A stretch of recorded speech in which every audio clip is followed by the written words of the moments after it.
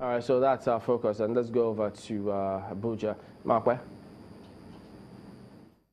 Well, thank you, Chamberlain. We are now being joined by Mr. Ugochukwu Osuago, who is a legal practitioner. Thank you for coming on Sunrise Daily. Thank you very much. Thank you for having me. Well, you know, in the spirit of Nigeria's independence, many times when people talk about how, you know, we're not doing so well, many times I think we only look towards the political class. We sometimes forget the major institutions. But this has come to the fore. It doesn't look like the current chief judge is shying away from the duties that need to be done. Are you impressed with the steps taken so far to try and redirect the judiciary in the path which it should be going?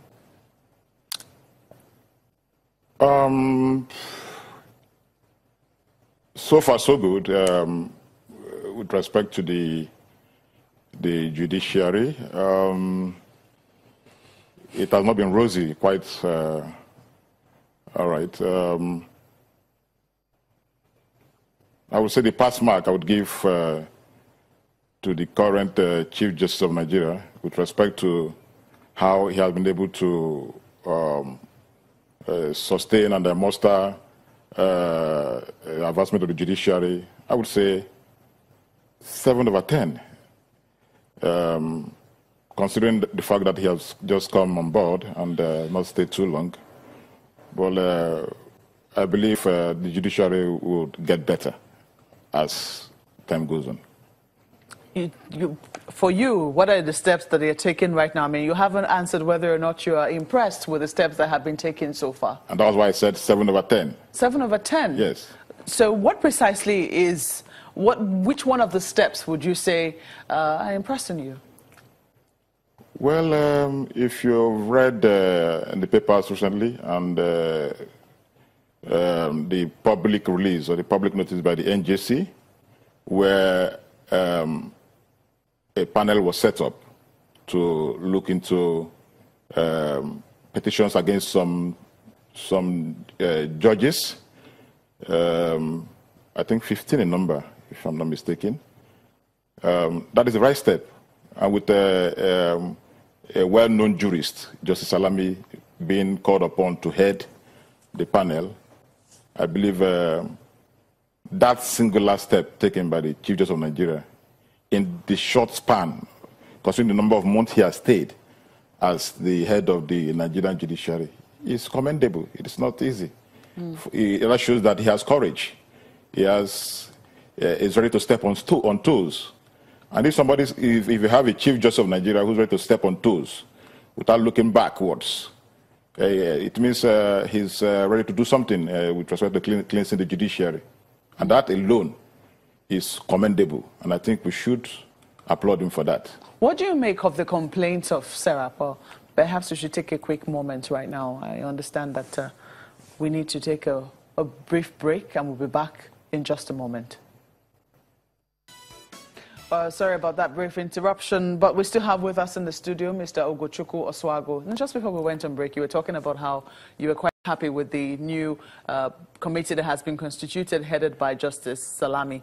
I'm just wondering, you've seen Serap's complaints to that particular constitution. They believe that there could be interferences or, you know, conflict of interest by the senior advocates who are on that board, who are on that committee, and you know, there could be issues of conflict of interest that may arise as a result of the fact that some of their chambers are taking up issues against politically exposed persons. Do you share that view?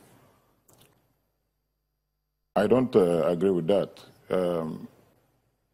By merely saying that we have senior advocates as members of the panel, simplicity and nothing more, I don't think is enough to cast aspersion on the integrity of the panel.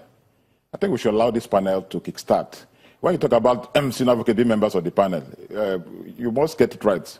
And let's have a flashback. If you look at the composition of the NJC, by virtue of paragraph 20, part 1 to the third schedule, MBA sends, I think, about 5 lawyers as members of the NJC.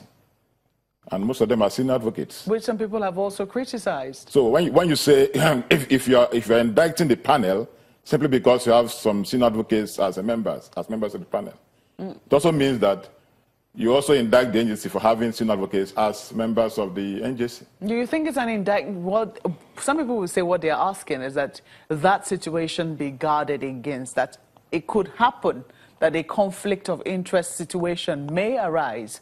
And, you know, in that sort of situation, there could be issues. You don't think so?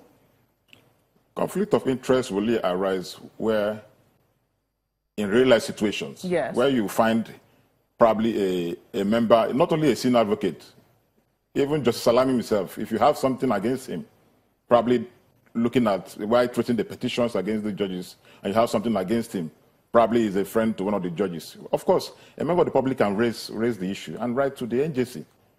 And in that situation, they can ask Salami or whoever a member of the panel whom you found wanting by probably some kind of family relationship or any kind of relationship with any member, any person being probed. They could ask the member of the panel to step aside in respect to that particular petition. But that does not mean that the whole panel the integrity of the whole panel as a whole would be found wanting. No. So you do not precisely share their view. But what do you think that this panel is going to be doing? I mean, how are they going to be working? Because we also understand that I think across the states now, the different state judiciaries are also to come up with their own panels. Is that right? Well, I'm not aware that state panels would be set up.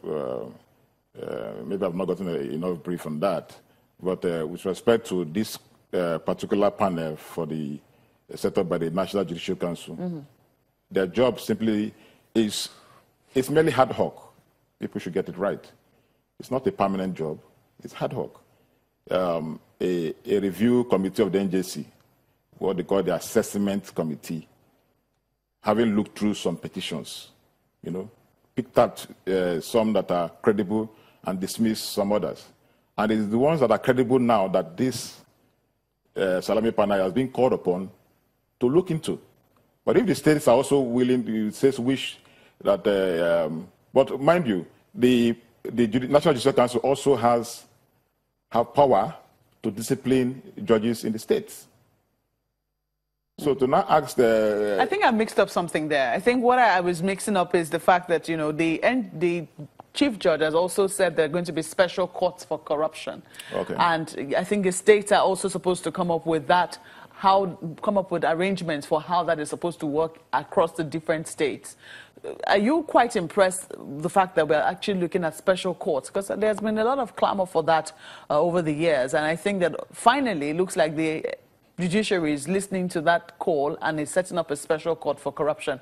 Do you think that that is an added benefit, or do you think that we should have tried to work within the system of what we have? On the issue of the special court, I've been one of the advocates, one of those advocating that we should have special courts for the EFCC.